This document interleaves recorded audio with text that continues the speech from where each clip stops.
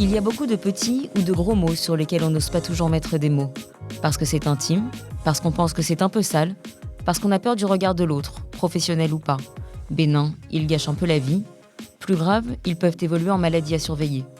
Ces questions gênantes, vous nous les envoyez et c'est nous qui les posons à votre place à des médecins qualifiés.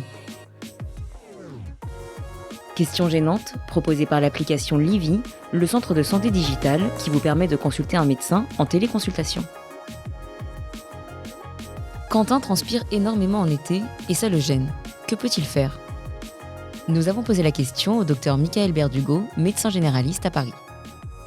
Alors à l'approche de l'été, il y a un motif de consultation qui revient assez souvent, même au printemps, quand il commence à faire parfois un peu lourd.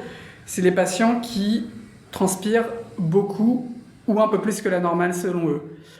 Alors c'est en fait un problème qui semble un peu mineur, bénin, quand on voit ça de loin, mais en fait ça peut vraiment gâcher la vie des patients parce que ça représente un vrai complexe. Donc c'est des gens qui peuvent vraiment se retrouver en nage suite à une émotion et ils sont dans l'incapacité de continuer à faire ce qu'ils étaient en train de faire.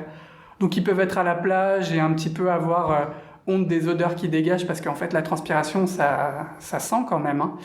Ou bien ils peuvent être au bureau et suite à la moindre émotion par rapport à un ordre du N+1 ou du patron, commencer à se sentir en nage parce qu'en fait la transpiration, pour mieux comprendre, ça provient des glandes sudoripares qui s'emballent suite à la chaleur ou à l'émotion. On ne sait pas pourquoi elles s'emballent, on ne sait pas pourquoi elles font ça.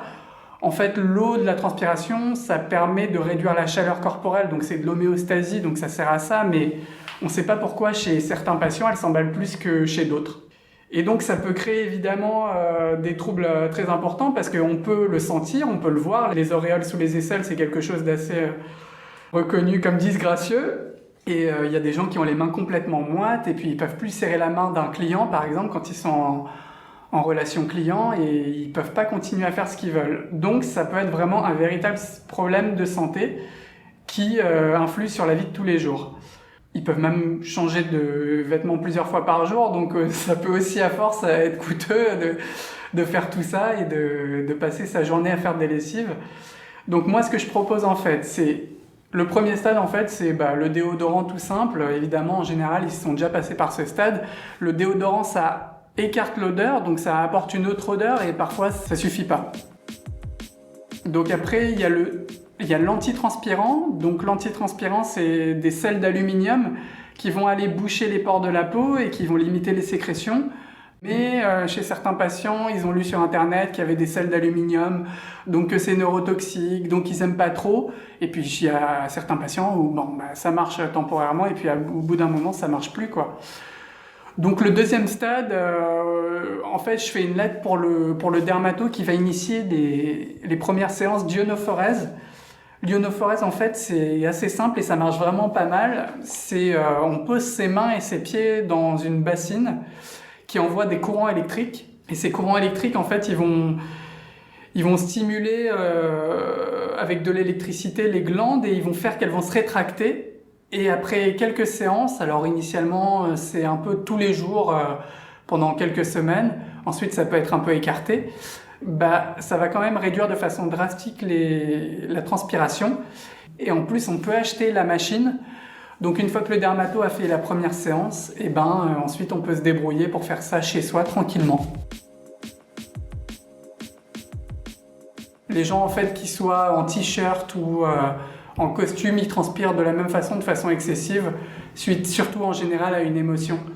Moi, en fait, la plupart des patients que j'ai eus qui venaient pour ce motif-là, c'était des patients qui étaient stressés au travail et qui, suite à un ordre donné par un supérieur, commençaient à avoir les mains moites ou bien ils avaient du stress en se rendant à un rendez-vous client et ils ne voulaient plus continuer là-dedans avec le serrage de mains moites, les auréoles sous les aisselles, le petit aller-retour aux toilettes pour se changer.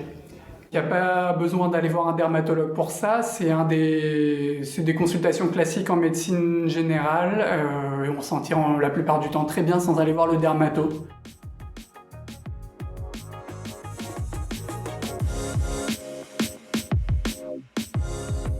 C'était Questions gênantes, le podcast qui consulte à votre place, proposé par Livy, le centre de santé digitale qui vous permet de consulter un médecin en téléconsultation et produit par Slate.fr. Retrouvez-nous sur slate.fr ou votre application de podcast préférée. Si ce programme vous a plu, laissez un commentaire ou mieux, mettez-nous 5 étoiles.